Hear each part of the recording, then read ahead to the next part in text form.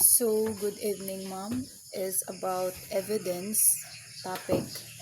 Is first is documentary evidence. So, what is documentary evidence? Is amuyaon ang mga suwat na mga evidence or record evidence para magamit sa korte. Then, kaduha, relevant evidence. Ang relevant evidence ay ang ebidensya na may kaugnay na connected sa issue or kaso na may pag-istoryahan sa korte. Then ikatulo, testimonial evidence. So, what is testimonial evidence? Ang testimonial evidence is ay mga ebidensya na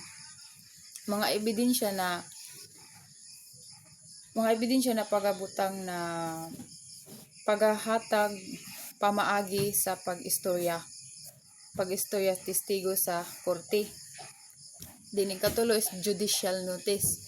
So the judicial notice is ay bagay na dili na kinahanglan dili na kinahanglan ng evidence kung mismo ang korte kibali amoy hibaw na kibali na amoyon siya ang gakuan ng krimen. Hibaw na kibali na siya ang gakuan ng krimen or tugan na siya. So dili na kinahanglanan evidence. Then next is judicial admission. So judicial admission is, for example, sa kaso yon may kibali utang, kung paglaong nan akusado na oo may utang ako sa iya, pwede bali siya ma-judicial notice. Di na kinahanglan ng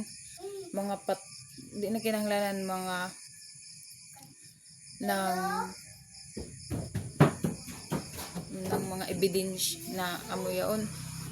Then next is discretionary. Discretionary is ano yung discretionary? Ang dictionary is ay pagtuo nga kalayaan magdesisyon sa bagay or paghusga or opinion sa sitwasyon. Then recent olicious to kuan ini about kontrata pagkasundo balik kontrata or sa lupa bitaw pagsundo kibali ni or baligya kibali amoy sa latent or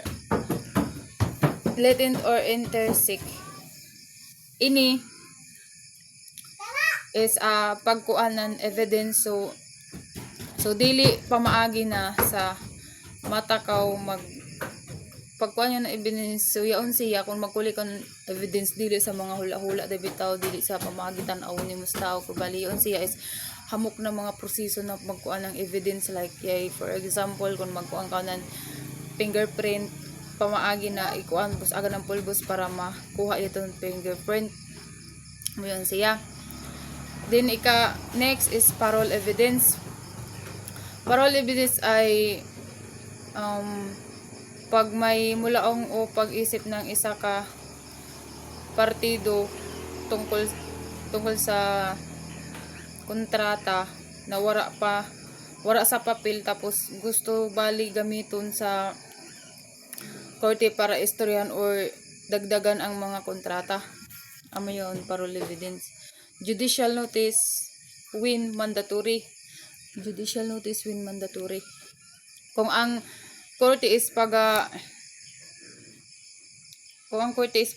dawat ang balik yun, mamatuod bitaw na dili na kailangan ng evidence kay tanan is halos hibaw na siya or kilala niya, amoy di na need ng kuan evidence. Judicial notice when discretionary. So yun siya is pagpili ng isa ka korte kung pagpili ng isa ka korte kung pagkita gayud o dili katotohanan bali. Mayon siya. Then next, admission. Admission is pag-amin sa korte. Sa batas kibali. Pag-amin sa batas ng isa ka krimen. Confession is ang confession ay pag-amin ng tao na siya ang himo na niya na krimen. Pareha sila sa admission na muamin kibali sa korte. Ang judicial confession is ano ba itong judicial confession? Judicial confession is pag-amin sa sod ng korte samtang may proseso ng mga paglilitis bitayon hamok pa bali na proseso pero ikaw gaamin na. Extrajudicial confession, so ini sila pareha dito sa judicial confession. Object evidence, bagay na mga ebidensya, physical na ebidensya o mga bagay na harap. Bali object evidence is amo yun mga bagay na mga ebidensya tanan, or like mga for example yun mga kutsilyo, like pa amo yun siya. Physical evidence is amo ito ay mga physical or material na mga baga na evidence na ginagamit sa korte para patunay na isang katotohanan ng kaso. Physical evidence is among kibalion makakulikaw ng mga evidence bitaw like mga kutsilyo, bala is among kibalion amo yun magamit sa korte para patunay kibali na kuhaon sab nga tun fingerprint nimo kung ikaw ba yato ka kuan ang krimen, kung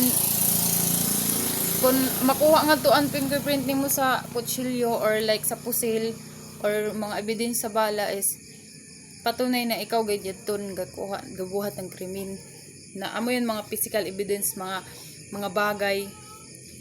Then original of document, sa original document is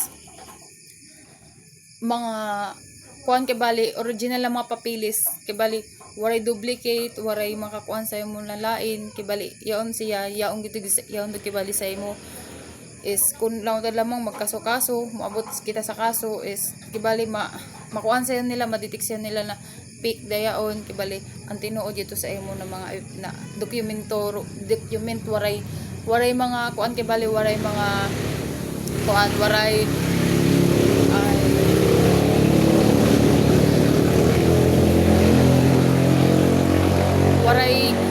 kuan kibali yaon ano pa yon duplicate way kibali lain na mga kuanan imo mga document or like for example mga lupa or like mga yaon mga titulo yaon waray mo kuan kibali kun imo dagid yon siya waray mga kuan kibali amo yon original of document bali yaon sa imo an original kun lang ta lamang yayo magkuha ng lain lahi na siya to amo din siya ma'am.